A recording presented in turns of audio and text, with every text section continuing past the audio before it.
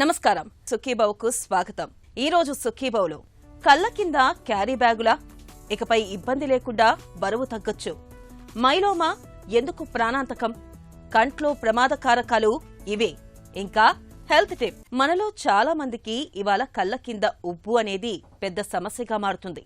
కళ్ళ కింద వాపులా, జారిన సంచుల్లా కనిపించే ఈ ఉబ్బు చూడడానికి ఎబ్బెట్టుగా కనిపిస్తూ ఉంటుంది. కళ్ళ కింద చర్మం సాగిపోవడం, ఆ భాగంలో కొవ్వు ఎక్కువగా పేరుకుపోవడం వల్ల ఇలా జరుగుతూ ఉంటుంది. కళ్ళ కింద వాపులా, ఉబ్బు కనిపిస్తున్నప్పుడు కొన్ని ప్రత్యేక జాగ్రత్తలు తీసుకుంటే మంచి ఫలితం ఉంటుంది. కళ్ళ కింద క్యారీ బ్యాగుల్ని తగ్గించుకునేందుకు ఏం చేయాలో, ఎలాంటి జాగ్రత్తలు తీసుకోవాలో ఇప్పుడు తెలుసుకుందాం. కళ్ల కింద ఉబ్బు చాలా మందిలో చూస్తుంటాం. దీన్ని కళ్ల కింద సంచులుగాను, ఐబ్యాగ్స్ గాను వ్యవహరిస్తుంటారు. కళ్ల చుట్టూ ఉండే కండరాల్లో వచ్చే వాపు కావడంతో ఈ సమస్యను వైద్య పరిభాషలో పెరి ఆర్బిటల్ పఫీనెస్ అని పిలుస్తారు. వయసు పెరిగే కొద్దీ చర్మం వదులుగా తయారవుతుంది. అంతేకాదు, కళ్ల చుట్టూ ఉండే కణజాలంలోనూ కొవ్వు పేరుకుపోతూ వస్తుంది. దీంతో గతంలోని బిగువు సడలిపోతుంది. కళ్ల కింద ఏర్పడే క్యారీ బ్యాగులకు కారణం ఇదే.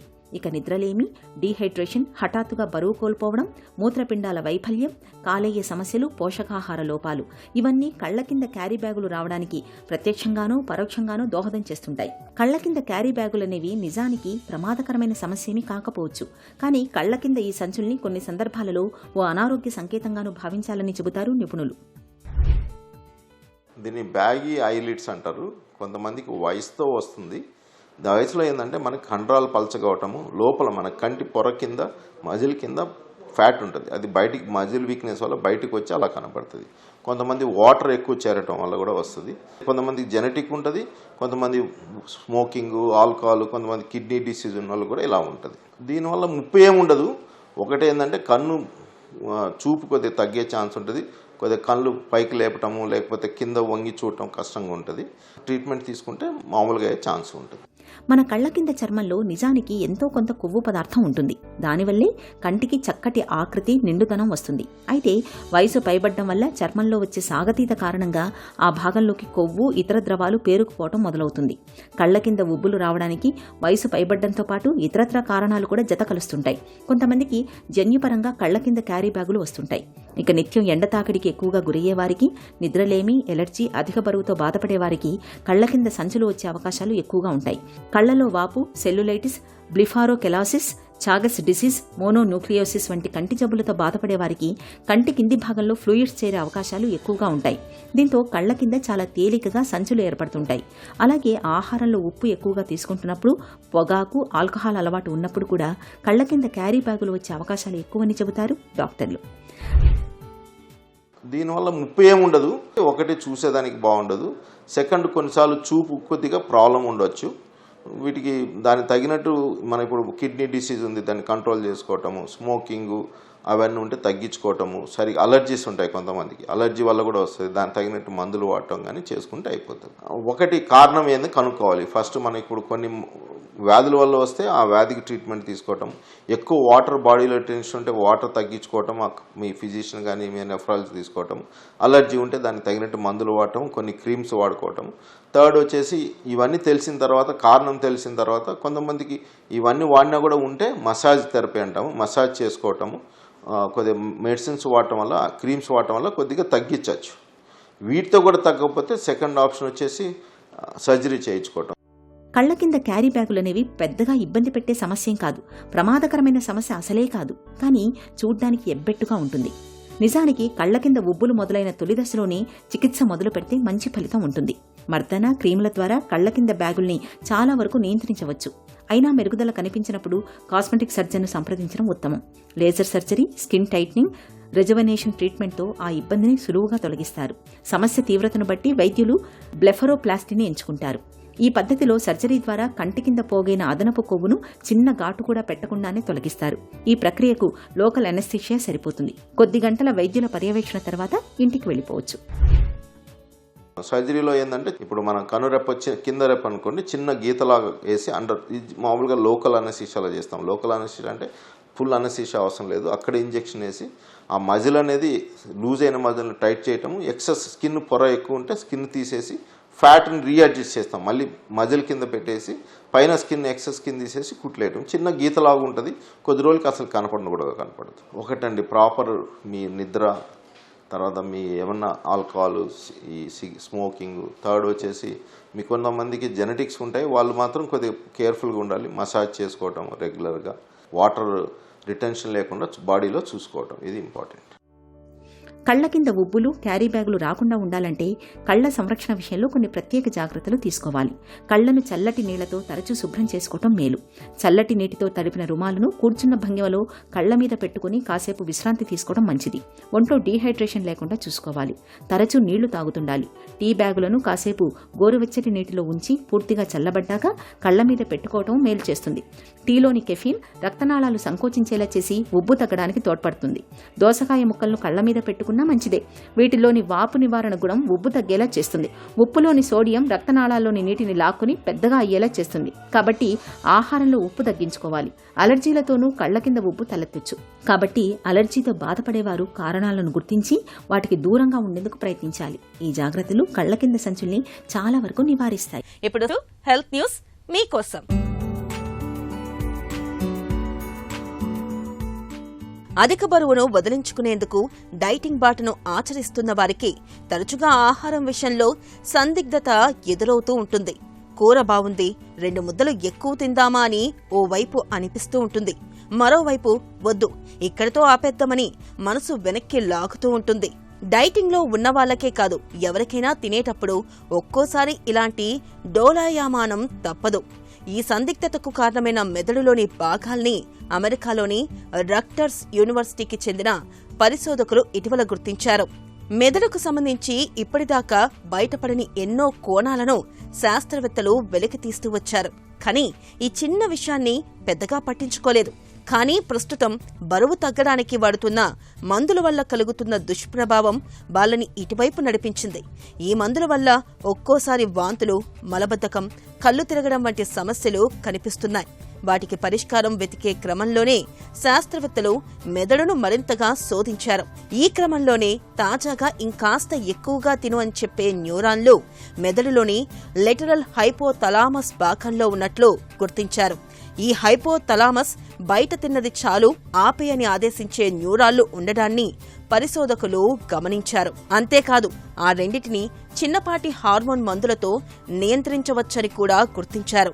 ఈ మందుల సాయంతో ఆకలిని, దాని ద్వారా బరువును కూడా అదుపులో ఉంచవచ్చని, భవిష్యత్లో ఇవి ఊబకాయులకు వరంగా మారతాయని పరిశోధకులు ఆశాభావం వ్యక్తం చేస్తున్నారు.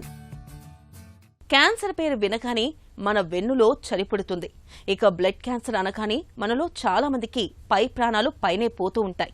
బ్లడ్ క్యాన్సర్లో మైలోమా అనేది ఈ కోవలోకే వస్తుంది.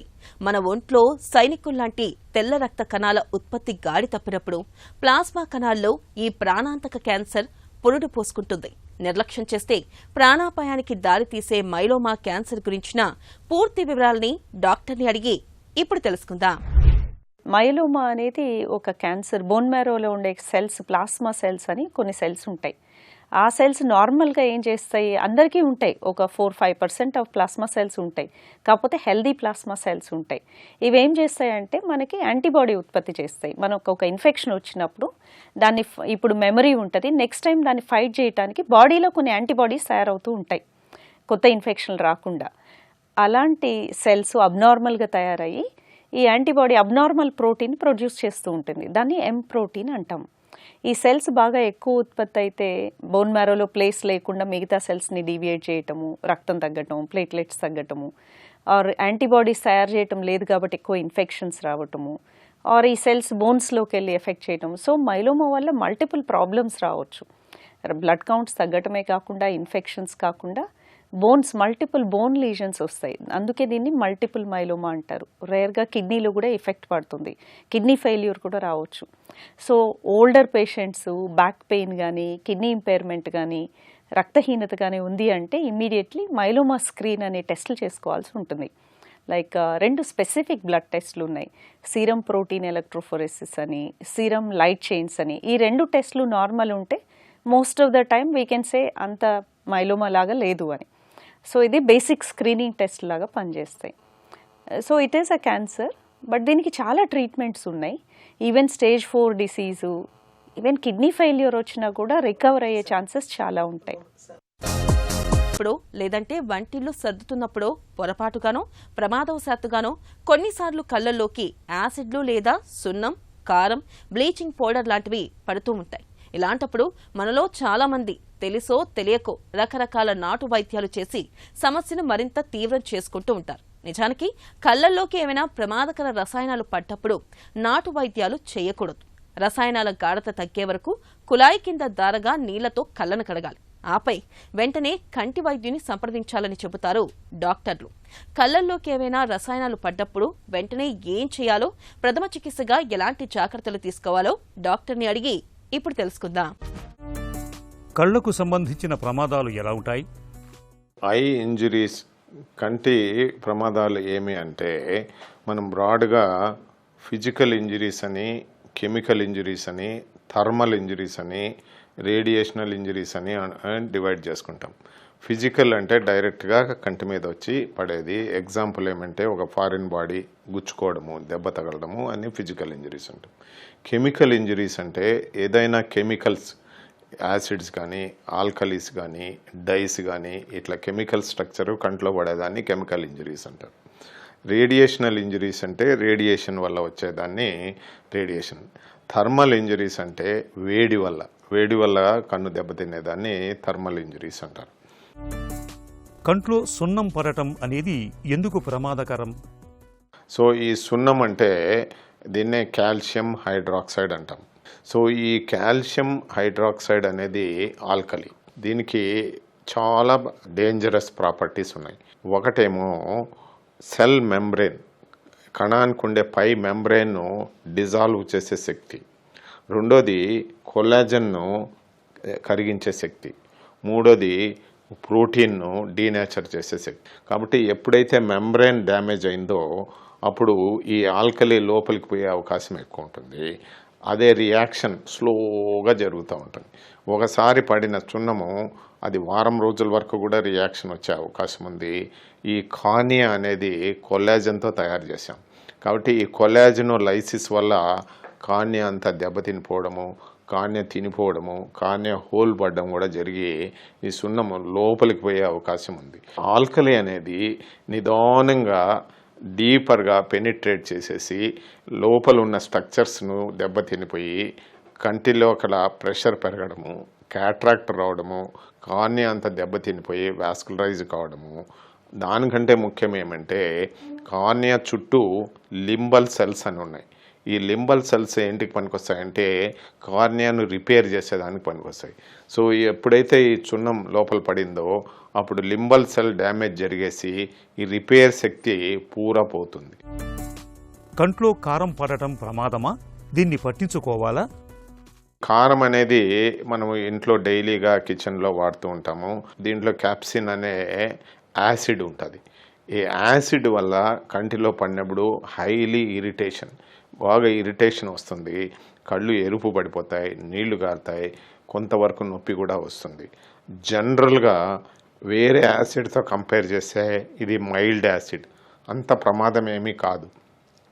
అలానే కాంప్లికేషన్స్ వచ్చిన కేసులు ఉన్నాయా అంటే ఉన్నాయి. సో కంట్లో కారం పడినప్పుడు వీళ్ళు నలపడము, ఏదంటే అది వాటర్ పోయడము, ఇన్ఫెక్ట్ కావడము, కార్నియల్ అల్సర్ రావడము, కార్నియల్ స్కార్ రావడం కూడా చూసాం. All depends on the dose, ఎంత త్వరగా అది వాష్ చేసినాడో దాన్ని బట్టి కూడా ఉంటుంది. సో అంత ప్రమాదం కాదు, బట్ దాంట్లో కూడా కారం వల్ల కూడా సైడ్ ఎఫెక్ట్స్ ఉన్నాయి. కంట్లో ఏదైనా రసాయనం పడ్డప్పుడు వెంటనే ఏం చేయాలి? ఎనీ కెమికల్ పడినప్పుడు the victim is wash wash wash wash. ఎన్నిసార్లు వీలైతే అన్నిసార్లు, లేదంటే టైం పెట్టుకొని 15 minutes అయినా వాష్ చేయాలి. ఎలా వాష్ చేయాలంటే ఇఫ్ సంబడీ ఈజ్ దేర్, నీకు ఒక హెల్పర్ ఉన్నాడంటే హెల్పర్ను కంట్లో నీళ్లు పోస్తూనే ఉండమనల్లా 15 నిమిషాలైనా పోయాలి. ఎందుకు 15 నిమిషాలు పోయాలంటే ఇప్పుడు సున్నమే అనుకోండి, లైమ్ పడినప్పుడు అది అంత త్వరగా ఇడిపోదు. అదే ఫార్నిక్స్లో కానీ ఒక మూలను కానీ అతుక్కొనే ఉంటుంది. అదంతా డైల్యూట్ అయిపోవడము, వాష్ అవుట్ అయ్యేదానికి 10-15 మినిట్స్ పడుతుంది. సిమిలర్లీ యాసిడ్ పడినప్పుడు కూడా అది డైల్యూట్ అయ్యేదానికి చాలా టైం పడుతుంది. కాబట్టి సేఫ్టీ కోసము కంటిన్యూస్గా 15 మినిట్స్ వాష్ చేసి తర్వాత కావాలంటే rush to a hospital, rush to a eye doctor or telephone to a eye doctor. So అందువల్ల main thing is wash wash wash wash. కంట్లో రసాయనాలు పడ్డ సందర్భాల్లో చికిత్స ఎలా ఉంటుంది? సో కెమికల్ బర్న్స్ ఉన్నప్పుడు ట్రీట్మెంట్ పార్ట్లో మనకేమున్నాయంటే పేషెంట్ ఎంత వాష్ చేసినా కూడా మళ్ళా మేము కూడా థరోగా వాష్ చేస్తాం. ఈ wash continuous flow of saline అనుకోండి, బిఎస్ఎస్ అనుకోండి, BSS is better than saline. బిఎస్ఎస్తో హాఫ్ అన్ అవర్ అయినా మళ్ళీ వాష్ చేస్తూనే ఉంటాం. ఎందుకంటే ఎక్కడో మూల ఉన్న కెమికల్ పోయేదానికి. రెండోది ఏమంటే ఇన్ఫెక్షన్ రాకుండా యాంటీబయాటిక్ చుక్కలు ఫ్రీక్వెంట్గా వేస్తుంటాం. పేషెంట్ కంఫర్ట్ కోసము లూబ్రికెంట్ డ్రాప్స్ వేస్తుంటాం. అతి ముఖ్యమైనది ఏది అంటే స్టెరాయిడ్స్. ఈ స్టెరాయిడ్స్ డ్రాప్ వల్ల కానీ ఓరల్గా కానీ ఇస్తే ఈ రియాక్షన్, కెమికల్ రియాక్షను తగ్గిపోతుంది. ఇక్కడ గమనించాల్సింది ఏమి అంటే మామూలుగా any infection, any eye problem ఉంటే ఐ రెడ్ అవుతుంది.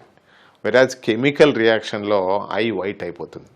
సో ఐ వైట్ అయినప్పుడు పేషెంట్కు అంత అలార్మింగ్ ఉండదు, నా కన్ను బాగానే ఉంది అని. ఐ వైట్ అనడమే డేంజర్. కెమికల్లో white eye is dangerous than red eye. Whereas వేరే ఇన్ఫెక్షన్స్లో రెడ్ ఐ ఈజ్ డేంజరస్. కాబట్టి వైట్ ఐ ఉంది అంటే అతని యొక్క లింబస్ అంతా చెడిపోయింది అని, లింబస్ డ్యామేజ్ అయింది అని. సో ఈ white eye is more dangerous in a chemical. In that case సివియర్గా ఉన్నప్పుడు ఈ మెడికల్ లైన్ ఆఫ్ ట్రీట్మెంట్ కాకుండా సర్జికల్గా ఏమి అంటే ఆమ్నియాటిక్ మెంబ్రెయిన్ ఉంది. ఈ ఆమ్నియాటిక్ మెంబ్రెయిన్ కవర్ చేసేదానివల్ల చాలా మాత్రం మనము రికవరీ చేయొచ్చు. అది లేనప్పుడు సరౌండింగ్ కంజంక్టివల్ రిపేర్ కవర్ చేయడము, అది లేనప్పుడు పక్క కన్ను బాగుంటే ఆ పక్క కన్ను నుంచి లింబల్ సెల్స్ అంటే ఏమంటే ఆ బ్లాక్ వైట్కు ఉన్న జంక్షన్లో ఉండేదాన్ని లింబస్ అంటాము. అక్కడి నుంచి సెల్స్ తీసుకొచ్చి ఈ కన్నుకు మార్పిడి చేసేదానివల్ల మళ్ళీ గ్రోత్ వచ్చేసి రిపేర్ ప్రాసెస్ ఫాస్ట్గా అవుతుంటుంది.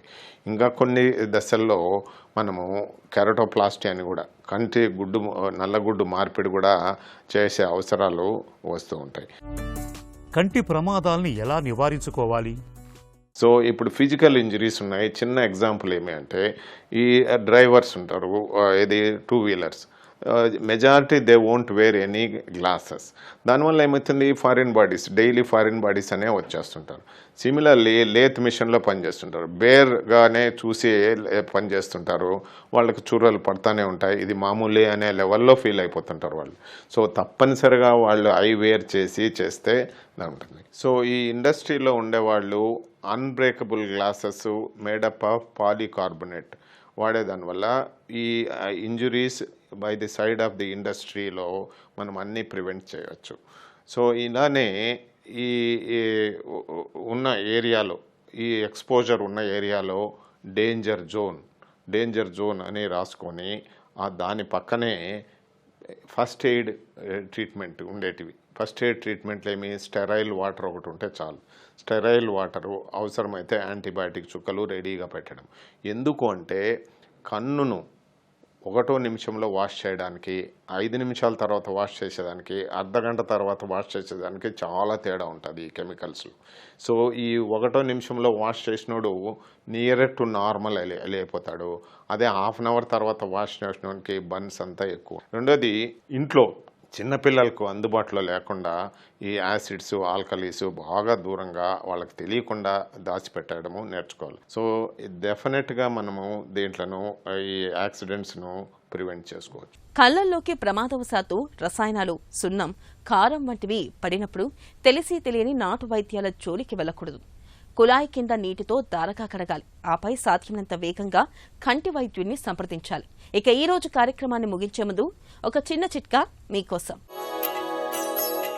జలుబు, జ్వరంతో బాధపడుతున్నప్పుడు 1 స్పూన్ తేనెలో 1-2 అల్లం ముక్కలు లేదా కొంచెం సొంటి పొడిని కలిపి తీసుకోండి.